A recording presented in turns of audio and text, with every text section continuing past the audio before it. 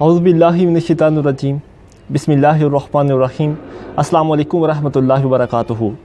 दोस्तों, मैंने अपनी एक पुरानी वीडियो में आपके सामने एक ज़िक्र किया था कि अल्फाज दुनिया की नरम तरीन ज़ुबान होते हैं या अल्फाज दुनिया की नरम तरीन चीज़ होते हैं, लेकिन हर लफ्ज़ अपने एक अलग दुनिया रखता है। जैसे कुछ लफ्ज़ हिफाजत करते हैं तो कुछ लफ्ज़ वार करते हैं, कुछ लफ्ज़ सामने वाले को जोड़ देते हैं और कुछ लफ्ज़ सामने वाले को चीर कर रख देते हैं। दोस्तों, इसी तरह जब मैंने इन पर मज़ीद गौर किया तो मैंने जाना कि अल्फाज मानी तो रखते ही रखते हैं, लेकिन हर लफ्ज़ अपनी एक अलग दुनिया और अपनी एक अलग तरह से यानी कि ज़िंदगी जीता है।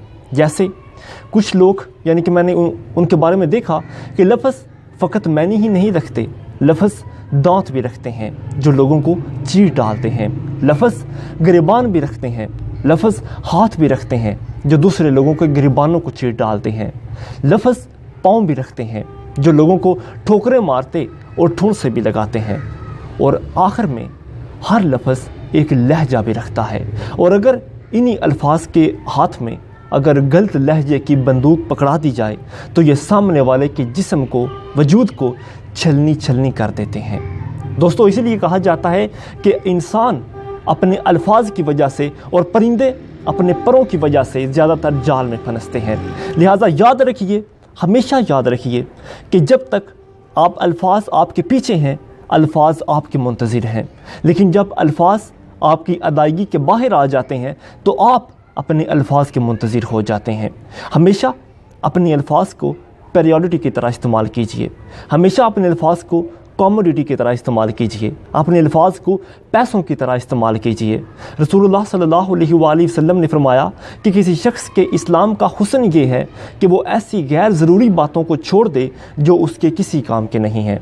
लिहाजा हमें भी मामलाते ज़िंदगी, ज़रूरियात ज़िंदगी या दूसरे ज़रूरियात ज़िंदगी के कामों में हमेशा उन बातों को ज़्यादा मद्देनज़र रखना चाहिए जिनसे हमको कंसर्न है, या कि वो बातें को मुंतज़िर नहीं रखना चाहिए कि जिनसे हमें कोई भी ऐसा सरोकार नहीं है। दोस्तों, हमेशा कहा जाता है कि इंसान अपनी शख्सियात यानी कि जिनसे वो उठता बैठता है अपनी सोहबत से पहचाना जाता है, और आपके अल्फाज की अदायगी में आपकी सोहबत का बहुत ज़्यादा किरदार अदा होता है। इसलिए नेक बुज़ुर्गान दीन फरमाते हैं कि अगर किसी शख्स की अहलाक को देखना चाहते हो तो ये देखो कि उसके दोस्त कैसे हैं, क्योंकि उसके अहलाक भी वही होंगे जो उसके दोस्तों के अहलाक होंगे। और किसी बहुत बड़े महान इंसान ने कहा था कि तुम मुझे अपने दोस्त दिखा दो, मैं तुम्हें तुम्हारा फ्यूचर बता दूंगा।